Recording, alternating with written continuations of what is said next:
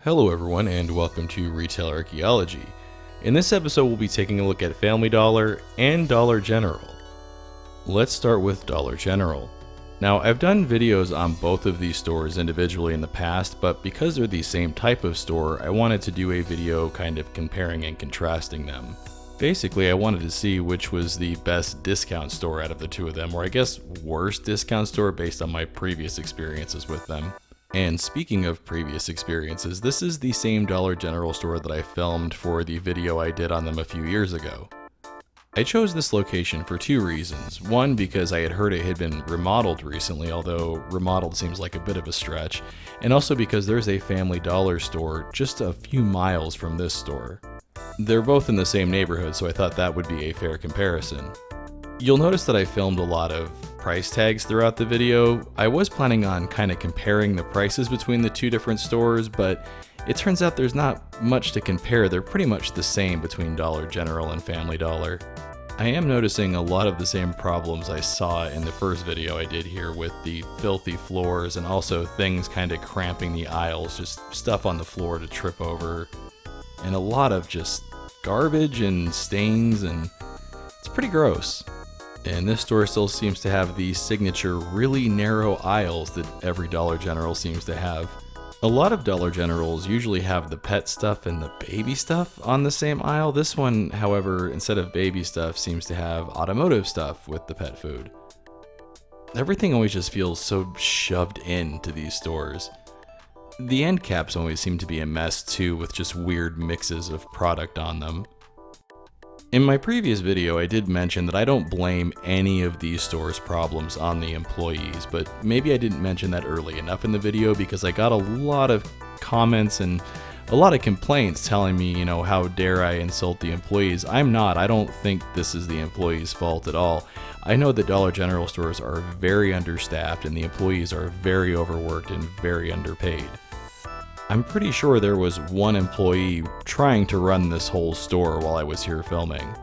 I always love seeing what's on the very top shelves because it's always just random stuff like these old Frozen 2 napkins. Over here they've got a whole mess, literally, of board games and toys and balls and just stuff spewing into the aisle waiting to be tripped on. I don't know what the specific rules are for, here in Mesa, Arizona, where the store is located, about how wide aisles need to be and how they need to be unobstructed, but I know that Dollar General has been dinged in safety inspections in the past for stuff like that. Now this display looks really nice because nobody's touching it, because nobody wants this decor that looks like it's from an HGTV show from 6 years ago. I do always like looking at the snacks and candy at these kind of stores because I always see stuff that I never find anywhere else, like these weird icy and slush puppy pouches. I only ever see this kind of stuff at discount stores. See, if Dollar General would just properly staff their stores, the employees would have time to clean stuff up like this. Even still though, they really do try and cram way too much stuff into their stores. Every aisle in this store just feels like a thrift store. Dollar General might do the worst job of merchandising that I've ever seen. And back here we have the fire exit that is obstructed and blocked by a bunch of crap, just like it was last time I was here, and that's another thing that Dollar General gets dinged on quite a bit during safety inspections. I'm pretty sure having a bunch of stuff piled up around the emergency exit is not up to code. Oh look, here's a semi-clear aisle. We got down here, we've got greeting cards. And then over to the left, it looks like we've got some arts and crafts stuff. And then all the way down here at the end, more toys. We just saw a bunch of toys and board games several aisles over. I don't understand why Dollar General splits the same type of merchandise up throughout the store. It's just frustrating if you come in here looking for something. It looks like this is a mix of like your general grocery store type toys and then closeout stuff as well. Oh look, here's something from another YouTuber, Ryan's World. This kid's like 10 now, so that's a pretty old picture. Is this an old toy, or are they using an old picture of him still? I wonder. Oh, and here's some cheap Star Wars cups. These are from The Force Awakens, which came out in 2015. Nobody wants these. I always like to look at the DVDs when I'm at these stores too, just to see what it is they're trying to sell, since it's pretty much a dead format at this point. $5 and $6, $7 is quite a bit for a DVD, although some of them are, coming with 2 and 3 and 4 movies, but there's a lot of stuff on Blu-ray at Walmart for $5 and $6. What do we have down here? We got Paul Blart Mall Cop. Even when I'm filming a discount store, I can't escape the mall cops. I have to say, I really do think Dollar Generals are some of the worst stores I've ever been in. I know that stores get safety inspections every now and again. It happened at the grocery store that I worked at when I was a kid, and I can't believe an inspector would walk in here and look at this place and just be like, yep, that's good, and sign off on it. It's such a mess and so cluttered, and there's so many things that could easily be safety hazards, and if this is all the stuff that's out on the sales floor, it really makes you wonder what it looks like in the back. This store was pretty awful. There's no way that Family Dollar is going to be worse than this store. Right? Let's go find out. Here is the Family Dollar location that we'll be looking at. And like I mentioned, this one is just a few minutes down the road from the Dollar General store. Now, I was kind of shocked when I walked into this store because this does not look cluttered. It actually doesn't look too bad at all. Unlike Dollar General, you can see all the way down to the other end of the store and see that there's really nothing to trip over. They're using this end cap for their seasonal decor stuff, and I don't really care for this stuff, but it's fairly well organized. I was only in the store for a few minutes and was already seeing a huge difference between this Family Dollar location and the Dollar General location. Now over here they've got their DVD movies and electronics, and these look like they're previously viewed DVDs. I wonder if these are like returns or rentals? They do have some new ones as well, but you'll notice the prices are a little bit cheaper.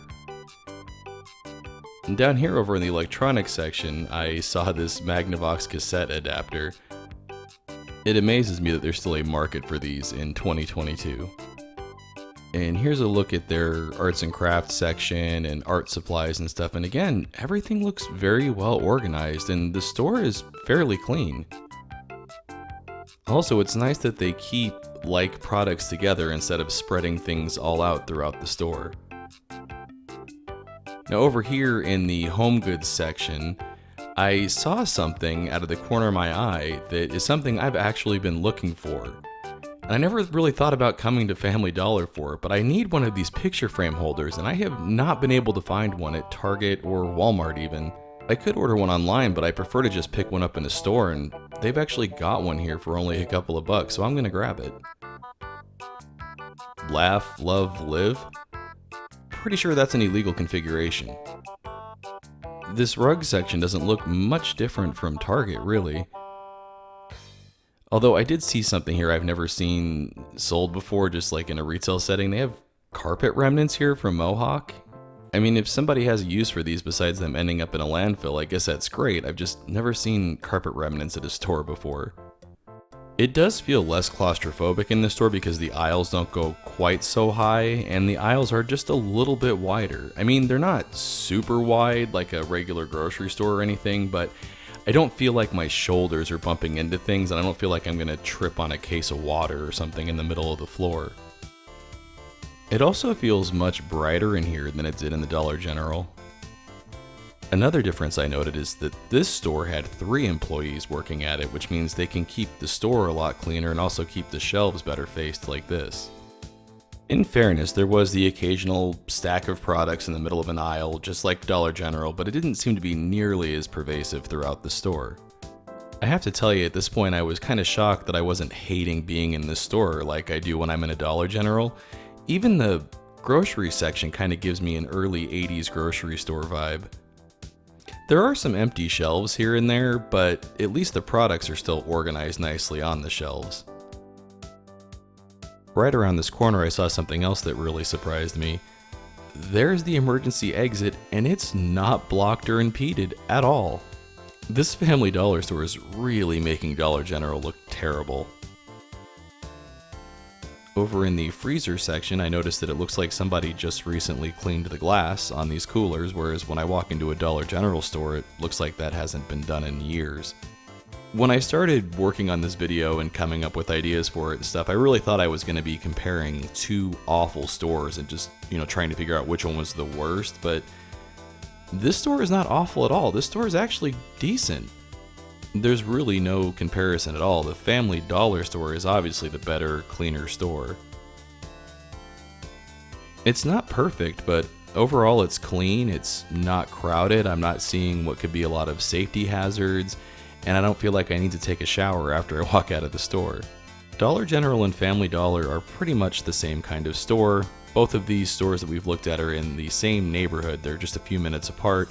They serve the same clientele, and they carry a lot of the same stuff. So there's really no excuse for that Dollar General store to look the way it did when this Family Dollar looks like this. They even managed to just have all of the baby stuff on one aisle instead of baby stuff and then something weird like pet food or automotive stuff. I've even seen bug poison in with the baby stuff at some Dollar General stores. And it's the same with the pet section here. It's just pet stuff on this aisle. You're not getting pet stuff and antifreeze together like at Dollar General. No store is immune to the abandoned drink though. Although this may have been the only one I saw in this store. I think it's pretty safe to declare Family Dollar the winner of this challenge. Now let me show you what I needed that frame holder for. So this is what I needed the frame holder for. My new place has this like mantle thing, and I wanted to put my YouTube play button on this mantle instead of hanging on the wall. It fits okay in this holder. I'll probably get something nicer as soon as I can find it, but for a few dollars this works perfectly.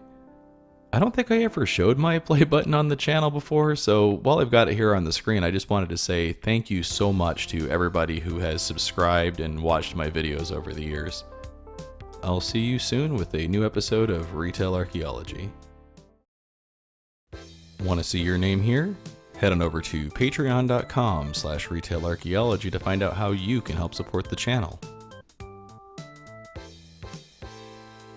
Hey everyone, thanks for checking out the Ultimate Dollar Store Challenge. If you enjoyed it, please make sure to hit those like and subscribe buttons, and also make sure to follow at the social media links down there because that's the best way to keep up with what's going on with the channel.